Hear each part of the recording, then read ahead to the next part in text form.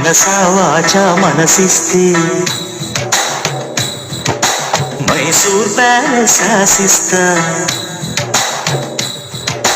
మనసా వాచా మనసిస్తే మైసూర్ ప్యాలెస్ రాసిస్తా పనిలో పనిగా జతకొస్తే జైపూర్ ప్యాలెస్ చదివిస్తా జిగి బిగి సొగసందిస్తే ఈ జగతిని బదులిస్తా ప్రియతమ పదవందిస్తే ఈ పుడమిని ఎదురిస్తా దా దా దా దా.